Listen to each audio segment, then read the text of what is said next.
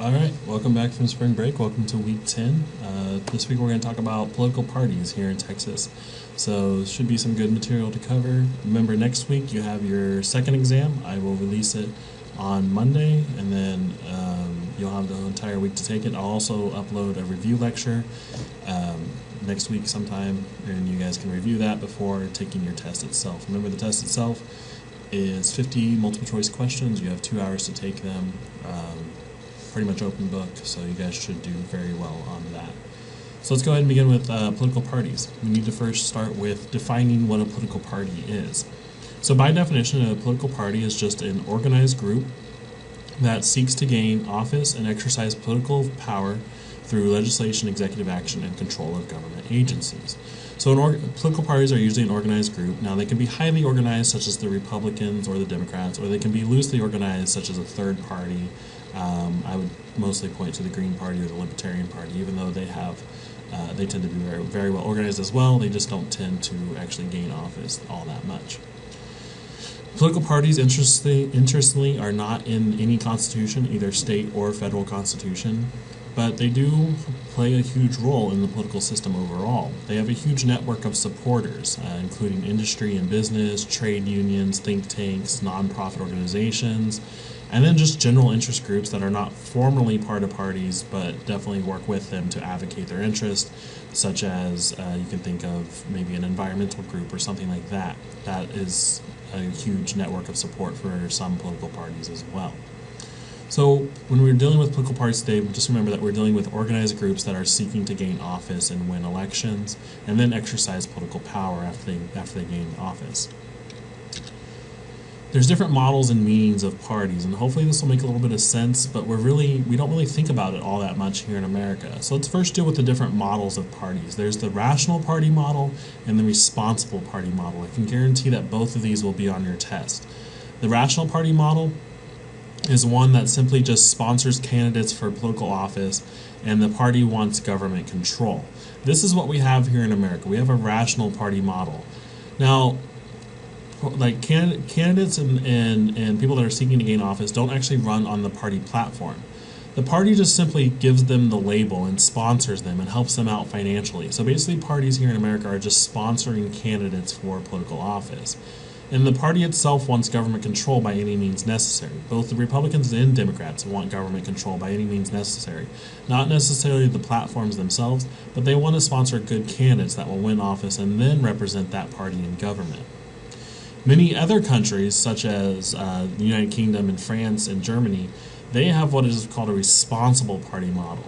And this is where the parties each have distinctive platforms, and they carry out the platform when elected. So platforms really do matter in other countries. Here in America, the platforms don't matter all that much. The platforms here in America may kind of state what the party believes in and what they're kind of going for in terms of goals and things like that.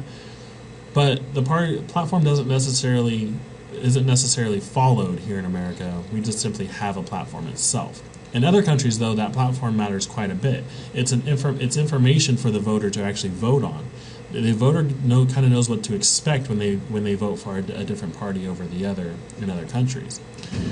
The responsible party model assumes clear ideological and philosophical differences between the parties. Here in America, we also have clear ideological and philosophical differences, but the candidates themselves may not.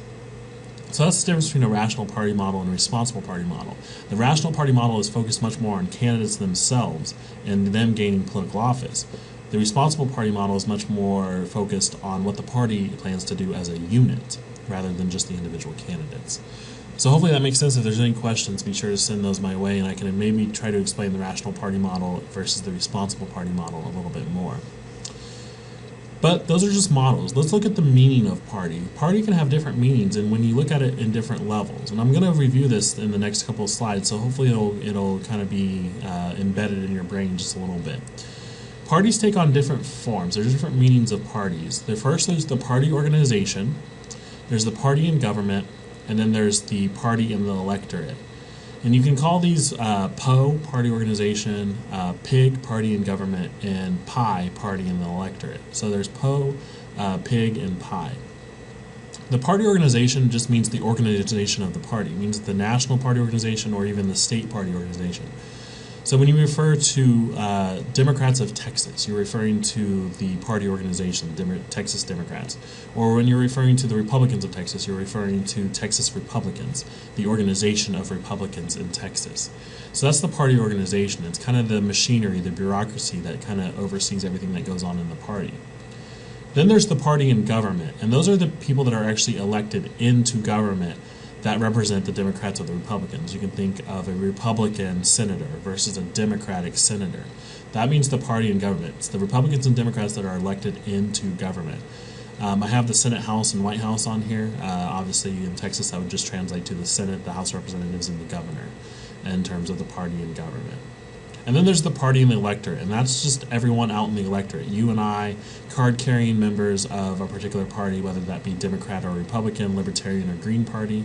We're just the party in the electorate. We're the voters. We're the people that the party has to speak to. We're the ones that identify with a particular party. So that's the difference between the party organization, the party in government, and party in electorate. If that doesn't make sense in this in that slide, maybe this slide will help out just a little bit. We have the pie, the pig, and the po. The party in the electorate, the party in the government, and the party as organization. Once again, party in the electorate is just all citizens who attach themselves to a political party. The party in the government is all officials that are elected under one party banner. Excuse me. And then po is the party as an organization, the formal apparatus of the party, the ones that oversee everything that goes on. So the party in government, party electorate, party as an organization. Hopefully that makes sense. If there's any questions about the difference between party in the electorate, party in government, party as an organization, please let me know. It's an extensive theory within political science, so I'm sure there's lots of questions. If I didn't clarify it quite enough, please send those my way. What do political parties do, though, overall? While they're comprised of the party in government, the party in electorate, and the party as an organization, they still have to serve a common function. The political parties, in general, are intermediaries between the electorate and the government. So parties, in many ways, can communicate to the electorate, us, the voters, what's going on in government. Democratic senators, Republican senators, Democratic senators, what have you. They all communicate with their constituents and their voters and their electorate to let them know what's going on in government. Political parties also recruit candidates. Political parties have to find viable people who can be elected, candidates that can be elected. So they recruit candidates. They often seek out people who they see potential in, and then have them run on their party with their party label. Political parties are responsible for contesting elections and mobilizing voters. Republicans and Democrats both try to mobilize voters, try to get them out to vote. They organize and manage government, particularly the party in the government. They're the ones that are responsible for organizing and managing the government. Political parties are accountable to voters. Political parties also are involved in conflict resolution. When Democrats and Republicans try to speak to one another, they are resolving a conflict, a conflict that is happening, whether that be in the Senate or the House of Representatives or even in the governor's mansion. They're trying to talk things out and get things resolved. And then political parties are also responsible for agenda setting. Both Democrats and Republicans have their own agenda, and they both want to get those items that they really care about on the agenda itself, so that way it can be talked about and discussed and ultimately lead to conflict resolution. So those last two kind of points are kind of related in a certain way, but it's all about what the party in government does. So those are kind of the general functions, the general 7 or so functions of a political party. Most textbooks would point to these 7 functions. You can probably think of a little bit more of what political parties do for you as a member of the electorate or things like that. So. But all parties have conflicts. Parties are inherently conflictual. Parties, while they do those 7 functions, they still have to banter back and forth and have a discussion, or hopefully a civil discussion, but often it is kind of a conflictual discussion. But the basis of party conflict results from 2 things, and the first thing is ideology. Parties often attach themselves to a particular ideology. You can generally, here in America, we associate republicanism with more conservative types of ideologies and conservative voters.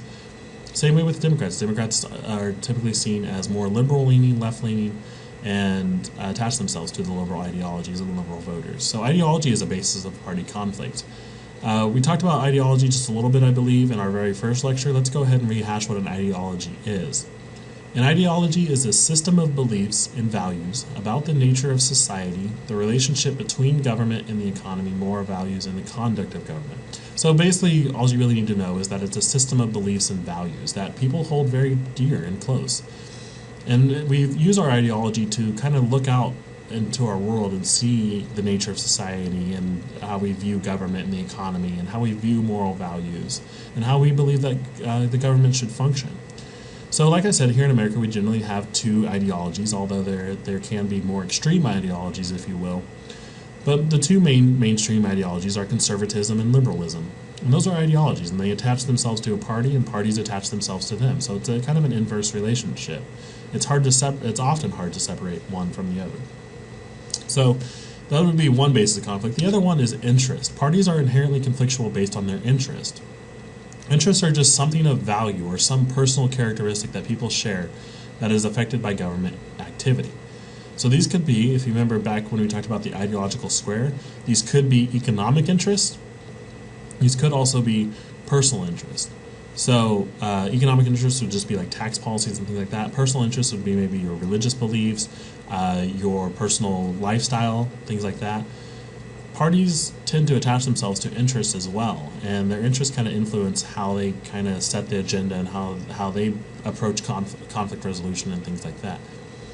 Parties are inherently kind of divided on their interests, both economic and personal. And remember when we talked about the ideological square, you can kind of see where each party fits into that ideological square because of their values and things like that. So those are the two bases of party conflict. Parties are always divided based on their ideology and based on their economic and personal interests as well. Now let's go ahead and talk just a little bit more about Texas parties. Let's get into Texas parties just a little bit. Texas has an interesting kind of history with its parties. We tend to be a one-party state, and we do have a little bit of transition. So the very first era of Texas parties, I guess, would be following this constitution, the current constitution in 1876. We had a one-party period.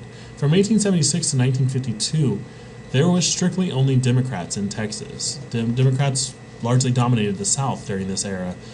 Because they tended to be, Democrats actually back in the day used to be tended to associate with conservative ideology. And that's the same, that holds true here in Texas. Democrats in Texas were deeply conservative, and they dominated Texas politics for a long, long time. During 1952 to 1976, we had kind of what we called a modified one-party system.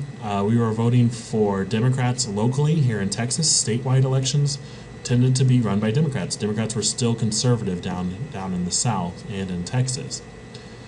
But on a national scale, Democrats were becoming less conservative. Democrats actually tended to now side with the more liberal-leaning ideology.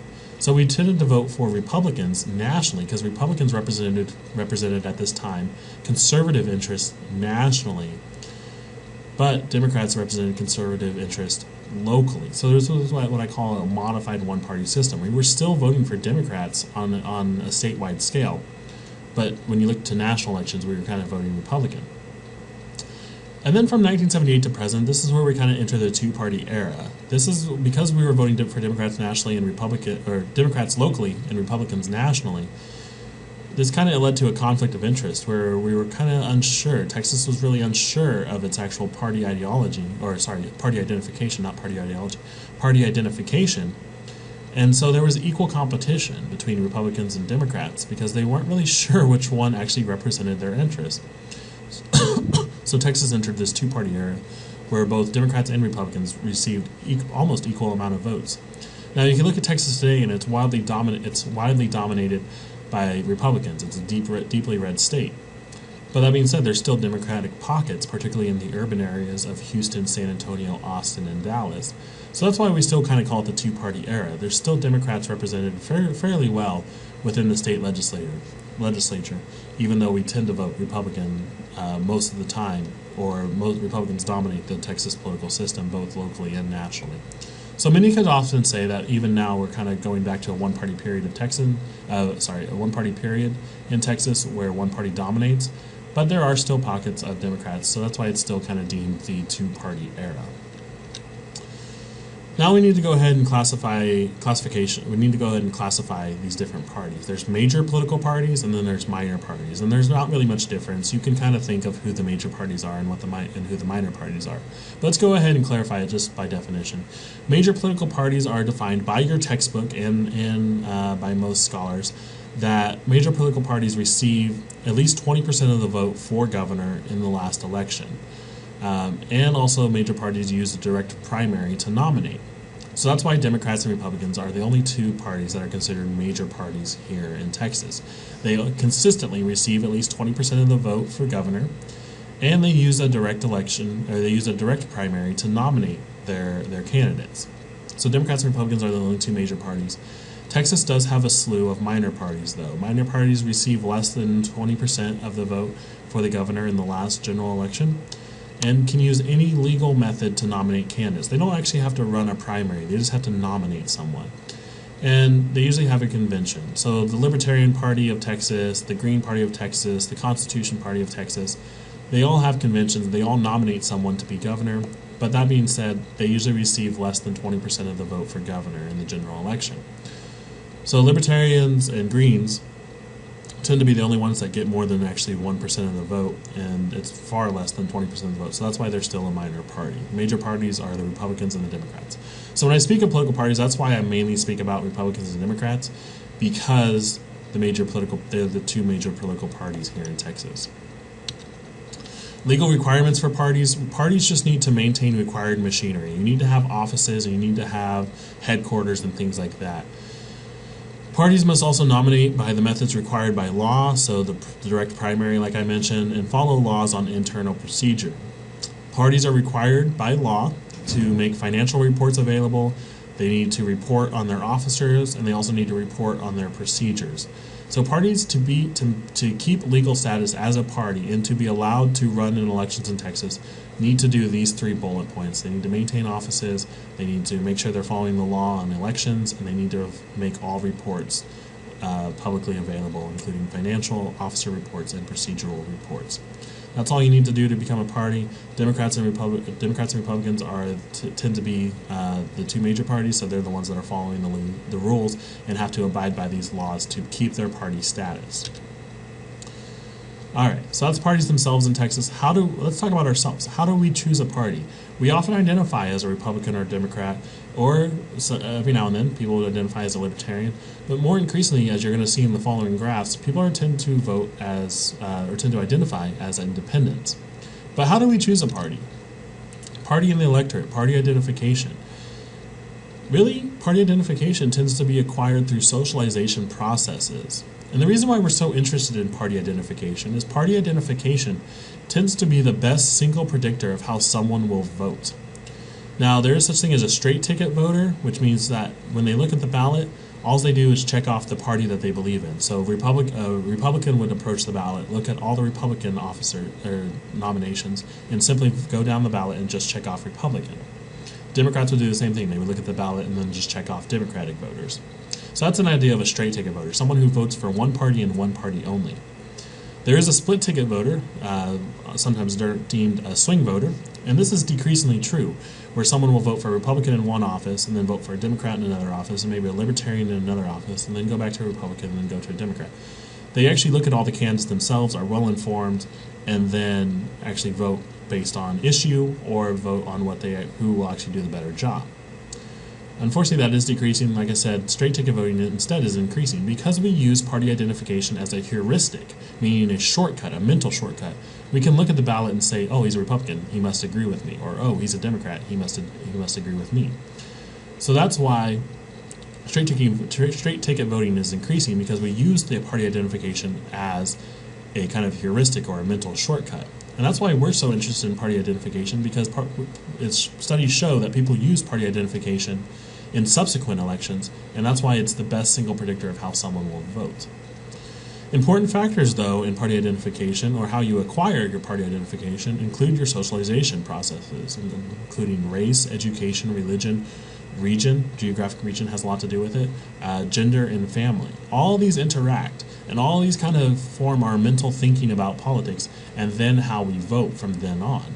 So there's actually a question on your discussion board where you're going to talk about your own party identification. You don't have to name the party itself, but I at least want to know how you kind of came to that conclusion that you are whatever your party identification is. I just wanted to provide, race tends to be the most important factor in party identification because it influences your entire socialization process. How you identify racially or ethnically, that tends to kind of set you up for how you're going to be socialized, and it's something that follows and carries with you throughout your life. So I just wanted to kind of point out this chart real quick based on racial and ethnic lines. This is the Obama-McCain election, in which a lot of new voters came into the fray, and so we were really interested in race and how that would affect the party identification for even years to come. So you can see here, Asian American voters, Hispanic voters, and black voters, typically minority voters, voted for Obama overwhelmingly in the 2008 election. Caucasian voters voted for McCain, but that being said, still there was a nice 43% for Obama in that election. So all this really points to how race influences your party identification, and the fact that these minority voters voted for Obama in 2008. It'll be very interesting to see how that affects subsequent elections and their choice to vote Democrat. People do every now and then switch party identification, but in truth, it's really just a long-term sort of thing, and that's why I wanted to give you at least the definition of party identification. First off, party identification is a psychological orientation, a long-term propensity to think positively of and vote regularly for a particular political party. So I really like that definition because it's a psychological thing, whereas many people are psychologically attached to their party identification, whether that be Republican or Democrat, or even Libertarian or Green. People that vote for third parties also tend to vote for third parties in subsequent elections. So that's why I find it very interesting. It's a psychological thing, and it's also a long-term thing. It has long-term consequences in future elections. The second definition is not really that great, but it's still worth noting. Party identification is just the party that an individual has a personal identification with and generally votes for its candidates. I don't really like that definition all much because it doesn't talk about the psychology of it, but it does make sense that you take it very personally, you have a personal identification with, and because you have that personal identification, you tend to generally vote for that candidate in subsequent elections. What is party identification? Once again, it's just the psychological ties to one party. You often say, I am a Republican, or I am a Democrat, or I am a Libertarian. Party identification is not the same as ideology, as you're going to see in subsequent slides. Party identification is formed early, often inherited from parents. Parents and family are a very huge factor in how you identify with one party or another. It rarely changes later in life. However, there are examples of it changing later in life. You can maybe think of your own. Maybe you've changed your own party identification or something like that. Now, I also want to point out that there's different degrees of party identification. There's what's called a name-only party identification. Now, that would be that you identify as a Republican, but you don't agree with any Republican values or anything like that. You're just you just identify with the party of Republicans. Same way with Democrats. There's you could be a Democrat, but you don't agree with the party platform of the Democrats. You're just a name only. You're in name only, so you're not really strongly tied to that party. Those are called rhinos and dinos, if you're interested in that. Republican in name only, Democrat in name only. Then there's a loyal voter. That means that you actually do believe in the party platform, and you're going to vote regularly for that. And that's kind of where most people are with party identification. However, there is even a further degree of that where you're a party activist. You actively go out and campaign for your party. You're involved in events and organizations that promote that party and things like that. That would be an example of a party activist. So strength of party identification, name only, where you don't agree with the platform, you just identify with the party. Loyal voter, where you agree with the party and you vote for it regularly. And then party activist, where you definitely agree with the party and you're actually active in promoting the party itself. So that was just kind of an idea of the strength of party identification. All right, so let's go ahead and talk about party identification and ideology, because party identification and ideology are not quite the same. There actually are liberal Republicans and there actually are conservative Democrats. And that's kind of what I wanted to point out to you in this slide here. So you have the dark green. The dark green is conservative. And as you can see, most conservative voters do vote for Republicans. However, there's still a strain of the Democrats that are conservative. Remember I talked about how the Democrats used to dominate the South, and the South used to be deeply conservative, and Democrats were once deeply conservative. So this is why here, in this 2011 poll, I believe, 2008, 2011, this 2011 poll, even in 2011, there was still 15.6% of Democrats that identified as conservative because of their long-term propensity to vote for Democrats, even though the ideology of the Democrats had changed. Remember the psychological long-term propensity thing? Even in 2011, people are still, who are conservative, are still voting for Democrats because that's what they've done their entire life. Same way with liberals. There's still a strain of liberal republicanism here. This really light green, I don't know if it contrasts well on your screen or not, but this really light green, there's still 4.9% of Republicans that are liberal as well. So this is kind of just trying to show you that party identification is not exactly ideology. That even within Democrats and Republicans, there are still opposite ideologies that vote for that particular party. So it's still kind of mixed. Now, Democrats are getting a larger proportion of the opposite ideology than are Republicans, but there are still those strains, like I mentioned. This is party identification. This is a 2012 Gallup poll, I believe, or 2013. Kind of goes into 2013. It's just kind of showing you party identification and how it's all mixed. And what I really want you to kind of know out of this is that independentism, in being independent, I guess I should say, is increasing since 2008. People are actually turning away from parties now, which is very interesting. I'm not sure if they're just tired of the partisan bickering or they don't have that long-term psychological tie to a party. But you can see here on this kind of medium green here, this is independentism here at the top. And it's now ranked at as of 2013, 42% of people polled identified as independent. More people are starting to turn away from the Republican Party, which is this deep green here. They're attracting fewer and fewer voters, and Democrats are also taking a hit since 2008. Democrats tend to be losing a fair amount of people as well. More people are turning away from parties and switching to being an independent voter, which is going to be very interesting to see how parties handle that in the future. So that was political party. Let's talk about ideology. Where does ideology stand? Interestingly, because people are switching parties, it seems like, their ideologies aren't switching all that much. You have conservatism and moderate up here in the 40%.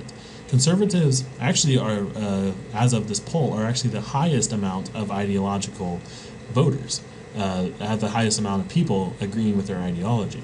So conservative voters are dominating, but moderate voters are also pretty high. Liberalism has stayed the same. Identifying yourself as a liberal has stayed mostly the same, around the 17 to 21% range. So it's very, very interesting to note that even though conservative voters there's so many of them, and so many people are identifying with conservatism, the Democrats, which tend to be the more liberal-leaning, have actually won the last two presidential elections. So what's happening there is, are the Democrats pulling more moderate voters over to their side, or are the Republicans just simply talking more conservative and speaking to more conservative voters, but then not gaining those votes as Republicans? So maybe conservative voters are returning away from the Republican Party in a sort of sense, and not having that psychological tie to the Republican Party as much as, say, the liberals and the moderates have a tie to the Democratic Party. It's a very interesting graph that independentism is going so high, but ideology is staying stagnant throughout the American system. What does this really mean? This kind of just reinforces the previous graph I showed here in this previous graph, that liberalism and conservatism ranks around 40%, liberalism ranks around 20%. This kind of confirms the same graph. You can see here conservatives in the orange, in the high 30s for sure. Liberals around the 20% range, and moderates around the high 30% range. Very similar to the last graph, just done by a different research company. Ideology and political and party identification also vary from generation. Generation has a lot to do with how you identify as a party, because those are your social peers. Those are the people you grow up with. And so how do those people that you surround yourself with identify may have something to do with how you yourself identify in terms of party identification. So we have first the silent generation, which tends to be around the World War II generation. Silent generation was highly democratic, and then was mostly democratic, and then Republicans were right there in the middle. So you can kind of see here. But what I really want you to get out of this graph is that more people identified with the party. Both Republicans and Democrats were pretty high. There was a high amount of numbers, or a high amount of people identifying with that party. Switch to 50 years later in the millennial generation, which is what we are, myself and you guys as my students, we're considered within the millennial generation.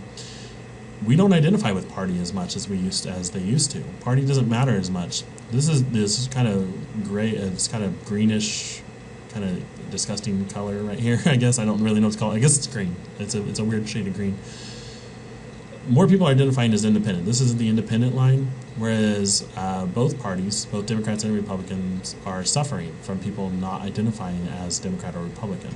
So it's very interesting just to kind of see the shift from generation. Parties used to matter within these generations until our generation, where parties don't matter quite as much. We still may vote for one party over another, but we don't identify as one party or another. And then also finally, just this last graph here based on gender. This is just on gender. Increasingly interestingly, men are identifying as independents more so than women. Women tend to identify more as Democrats, as a minority, as considered as a minority voting population. They tend to vote more Democrat, as most minorities do. But men are increasingly identifying as independent. They're kind of getting away from the establishment. So it's very interesting what all of this could mean. Party unity is also a huge factor right now, where as soon as you do attach yourself to a party, you only vote for that party.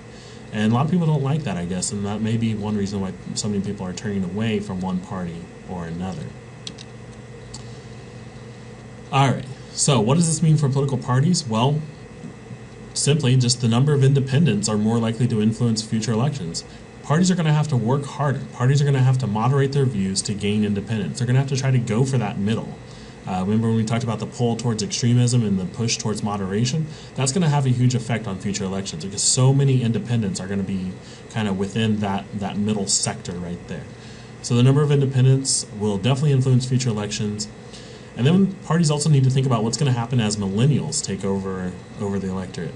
Millennials tend to have more liberal to moderate views rather than conservative views. As you saw in that graph, how Democrats did rank above Republicans, but independents ranked above all of them.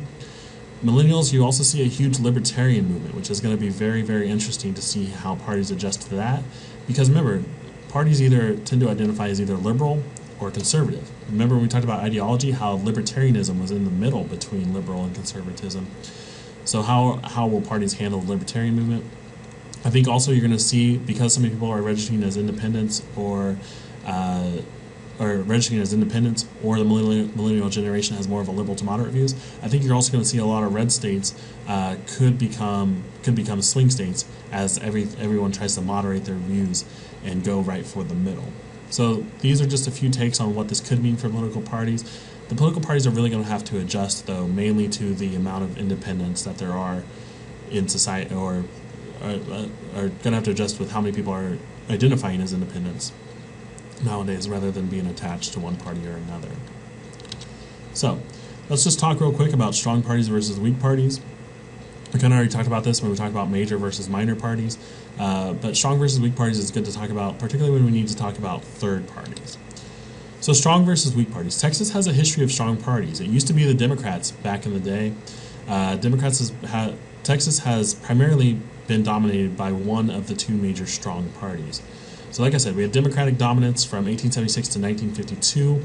We had mixed party competition where people tended to vote Democrat locally and Republican nationally. You had mixed party competition, but that being said, they were both still strong parties. And then from 2000 to present, you've had the Republican dominance. Once again, a strong party dominating Texas. That's why Texas has a history of being dominated by one of the two major strong parties. Strong parties are good, though, in many ways, and certain ways, and they also have some cons in other ways as well. So strong party strength. Strong parties, well, first off, they have a lot of control over their candidates and officials claiming the party identity. So strong parties are good because they're going to vet candidates. They're going to kind of vet the fringe candidates out there, the ones that are kind of crazy and have crazy ideas. Strong parties might look at that and say, no, you're not a viable candidate. Your ideas are a little too out there. They're not going to attract a lot of voters. So that's one strength of a strong party, is at least they have control of the candidates and they kind of promote or kind of moderate some views in many ways. Strong parties are directly and powerfully involved in mobilizing the electorate as well. Strong parties are good for a democracy because they get voters out and moving. They provide voters with a heuristic We kind of know what to expect from them. And so when we go to the booths, we're not lost on all the issues. We know how, we kind of have a sense of how to vote. Strong parties also limit finger pointing. You have group accountability. If you're accountable as a group, you can't point to a particular individual and kind of bicker with them and so on. You can just kind of unify as a group.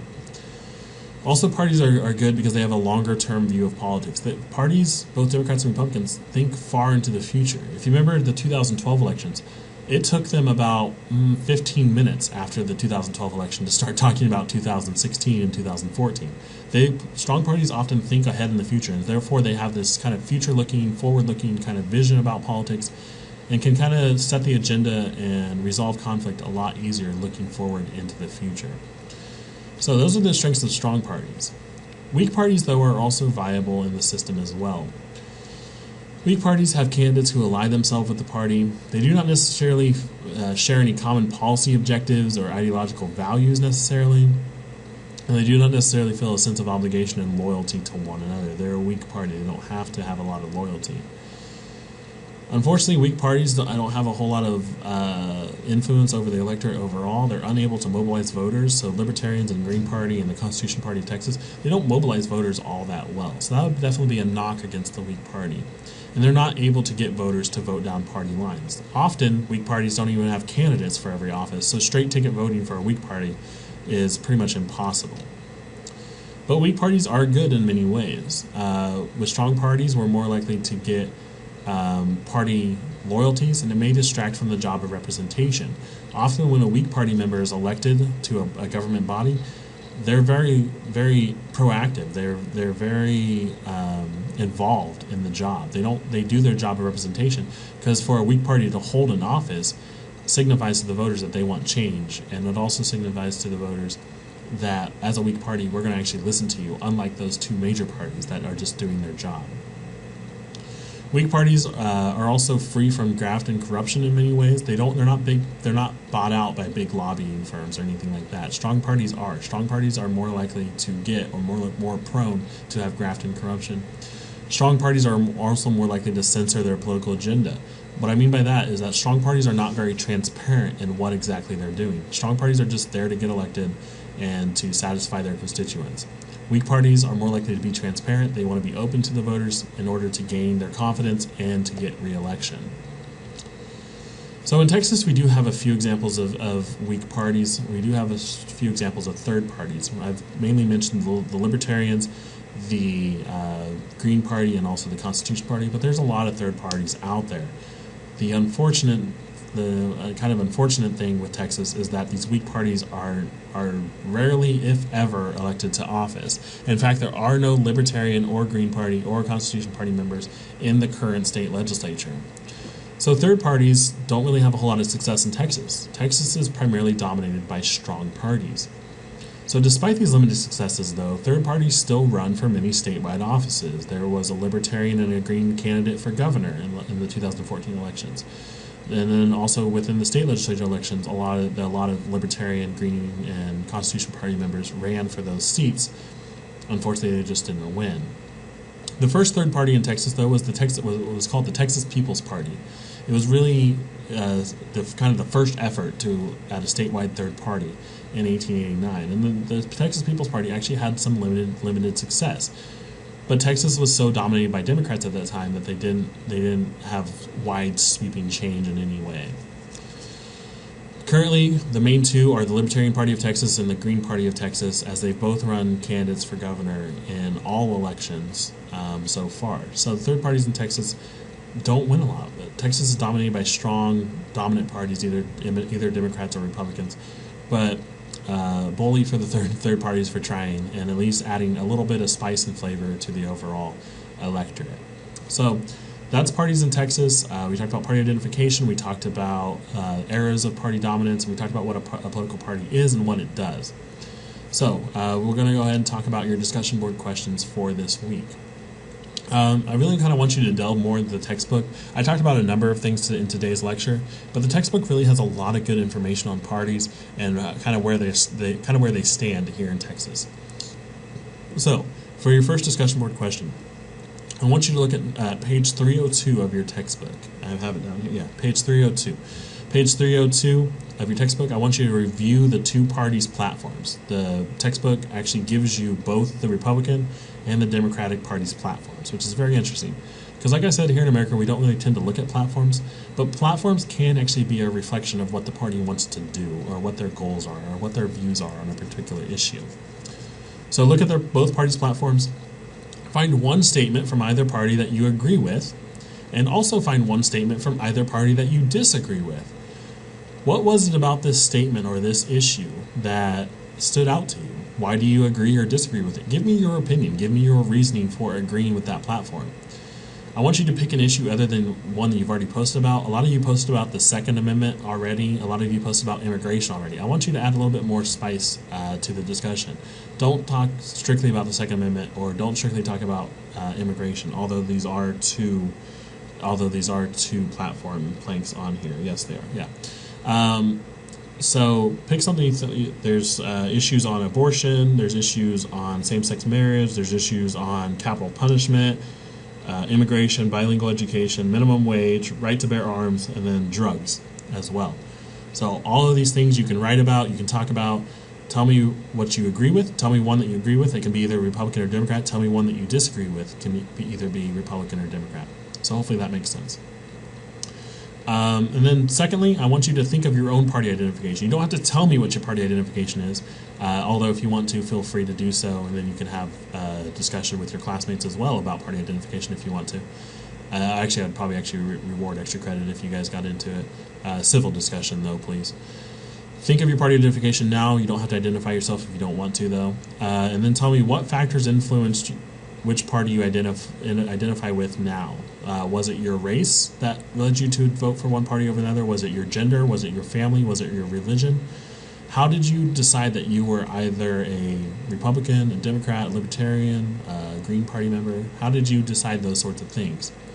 And do you believe, looking forward into the future, do you believe that you will continue to vote for this party? Remember, party identification has a long-term propensity, but it doesn't necessarily mean that you're going to continue to vote for that party forever. However, I do recognize not everyone has identified with a party, so if you are an independent voter, state why you chose to be independent. Frustration with one party or another, just wanting to be open-minded and haven't chosen a party yet, maybe something like that. If independent, please tell me, do you tend to side with one party over another, or do you tend to actually be a split ticket voter where you're voting for a candidate here, another candidate there, another candidate there? And then also answer, do you think you will ever join an established party? Are you just independent because you haven't decided yet and you actually want to make a decision in the future? Just go ahead and answer that question. Think about whether you actually will join a party or not. So that should wrap up today's lecture. We covered a lot of good stuff. If you have any questions, you have a number of ways to get a hold of me. Remember, your exam is next week. I will post the review lecture. You have by Friday to take the exam, so be sure to do that. All right, so that wraps it up for me. Have any questions, please send them my way. Other than that, have a good week.